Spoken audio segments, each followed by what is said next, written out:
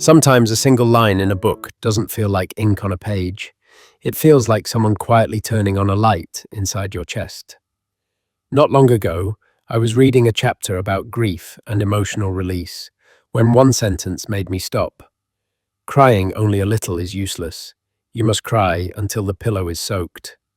The author went on to say that only when a person empties all the tears they've been saving, the old ones, the stubborn ones, does real laughter come back. Not the polite laughter, used to keep people comfortable, but the kind that rises from the deepest part of who we are. That idea stayed with me, and as I sat with it, it reminded me of a story about a man named Thomas, a man who, for almost 40 years, could not cry. The story doesn't begin with a big tragedy. It begins quietly, the way many lifelong patterns do. From the outside, Thomas looked like the kind of man who handled things. He went to work, paid his bills, fixed what was broken around the house. He was polite, steady, reliable. Not loud, not dramatic. The sort of person others might describe as strong, without thinking about what that actually meant. But if someone had watched him closely, they would have noticed something odd. No matter what happened, good, bad, or devastating, his eyes stayed dry. The first big loss came early. His father died when he was in his 20s. At the funeral, relatives wept openly. His mother leaned on the railing of the grave, shoulders shaking. People hugged each other, wiped their faces, clutched tissues like lifelines. Thomas stood at the edge of the crowd, hands in the pockets of his dark suit. He watched the coffin lower into the ground, listened to the prayers, felt his stomach tighten and his throat burn. But nothing fell from his eyes. His relatives thought he was being strong for his mother. Someone even said, "He's the calm one in the family." The comment landed in his chest like a small stone he decided to carry. After that, life didn't give him much time to process anything. He got married, worked long hours, tried to be dependable. Difficulties appeared, the kind most adults know too well. Money problems, arguments, exhaustion. There were happy moments too. The birth of his daughter, small family celebrations, quiet evenings when laughter filled the kitchen. But even on the happiest days, some part of him stayed guarded. And on the saddest days, he stayed dry-eyed. When his marriage began to crack, it didn't happen all at once. It was slow and quiet, like a rope fraying fiber by fiber. Little resentments, conversations that felt more like negotiations. Nights spent in the same house but in different worlds. The day his wife finally said, "I think we should separate." Something inside him lurched. He felt the familiar burn in his throat, the tightness in his chest. Still, no tears. They divorced. He moved into a small apartment with white walls and thin carpets that echoed when he walked. His daughter, still young, spent weekends with him. At first, they went to the park, shared fast food at the table, laughed over old cartoons. But over the years, those weekends faded. She grew older, schedules changed, life pulled in different directions. Calls became texts. Texts became silence. Throughout all of it, Thomas kept moving, kept working, kept functioning. People called him resilient. They said things like, "You handle everything so well." No one noticed that he had never once sat down and allowed himself to fall apart. Somewhere along the way, he accepted a quiet belief that if he started crying, he wouldn't be able to stop. So he never started. Time went on. His business failed during a bad year, and he had to let go of the small team he'd built. His dog, his most constant companion, grew old and eventually passed away. He sat on the floor with the dog's head in his lap until the very last breath. He stroked the fur once more and whispered, "You had a good life." His voice cracked. His eyes did not. He cleaned the water bowl, folded the blanket, and kept going, a little emptier inside each time grief doesn't disappear just because it's ignored. It settles, it sinks like a stone to the bottom of the heart and stays there. And if enough stones gather, a person begins to move through life heavier, slower, even if they don't know why. Years later, when he was in his 60s, Thomas decided to move out of the small house he'd been renting. The place felt too full of ghosts, too many empty rooms, too many memories sitting in corners he didn't want to look at. He began cleaning the garage, where cardboard boxes had been sitting untouched for years. Dust floated in the air, turning in the light like slow snow. The concrete was cold under his feet. One by one, he opened the boxes and sorted through pieces of his past. Old tools, a cracked photo frame, birthday cards with fading ink, receipts from places that no longer existed, the kind of objects that don't seem important until you realize they are the only proof certain moments ever happened. Then he opened a box with a simple word written in black marker on top, miscellaneous. Inside was a mess of things that didn't belong anywhere else.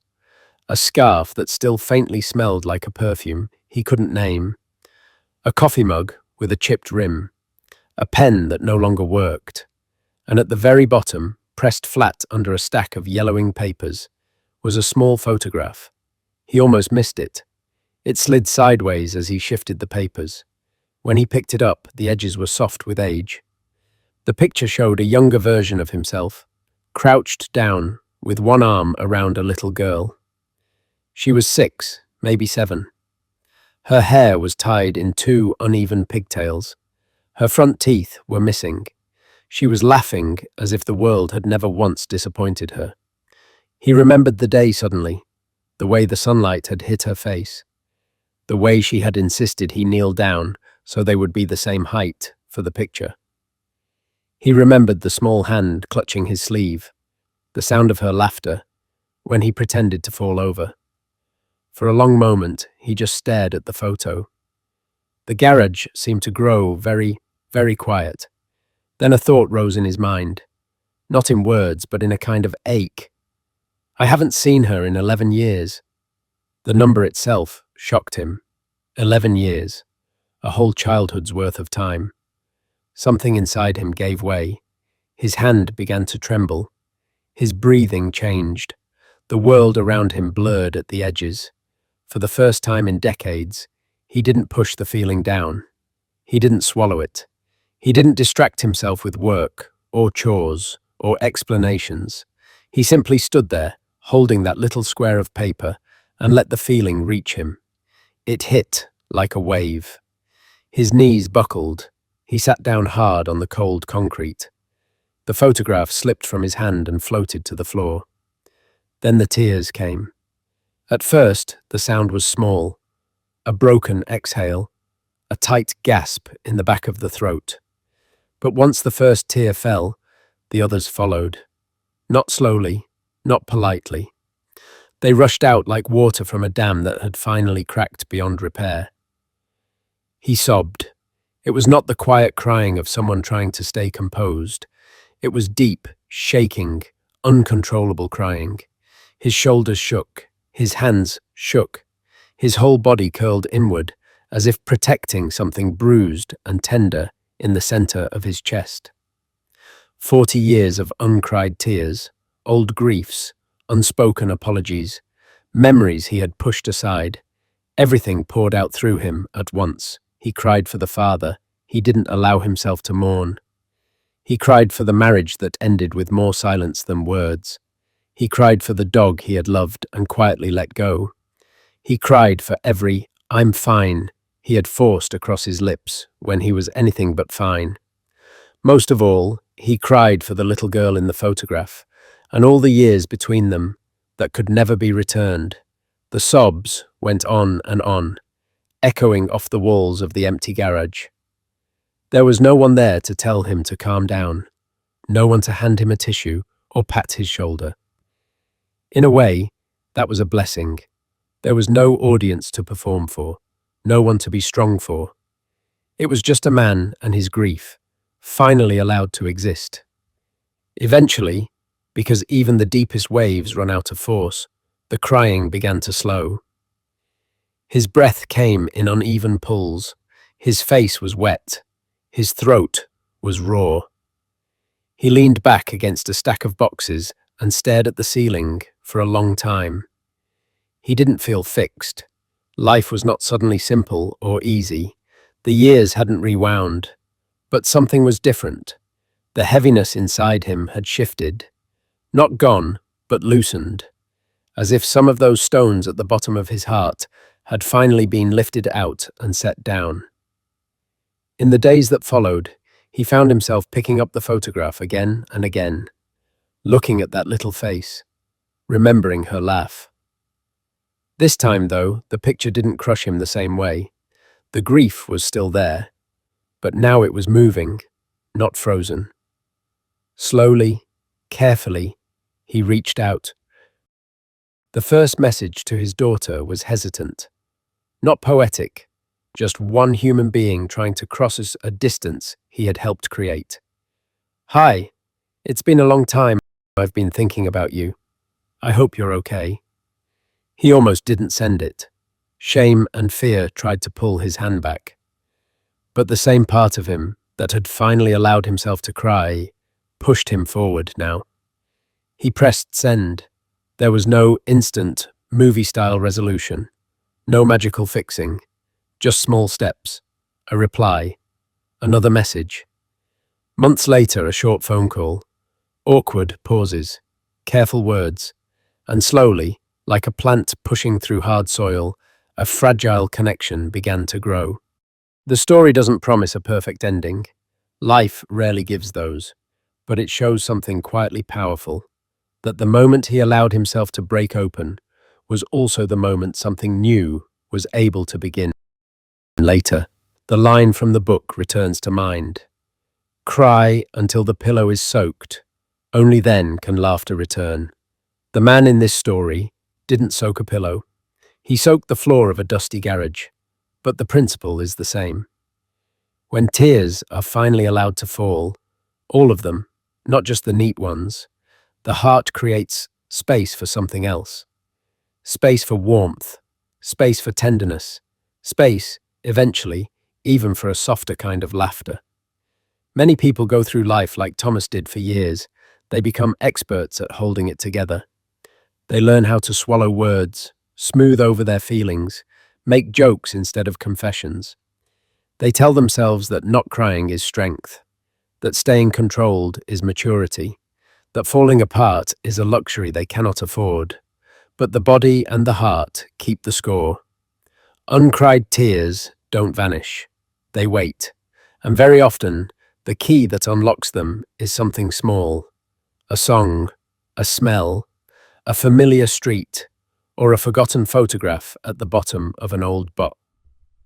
This story isn't an instruction to cry on command. It's an invitation to stop running from what is already inside, to stop measuring strength by how silent you can be in your suffering, to understand that sometimes the bravest thing a person can do is to finally let themselves feel what they've been avoiding for years. Because somewhere inside the very last tear, the one that feels like it might break you, is the first hint of real relief. And once that relief appears, slowly, quietly, laughter begins to find its way back. Not because life has become easy or fair, but because the heart is no longer clogged with everything it refused to feel. That is the quiet power hidden in the story of a man who could not cry. And that is the truth sitting behind that one simple line in a book. Crying only a little may not change anything, but crying fully, honestly, completely, just might. It doesn't erase the past, but it can finally make room for joy.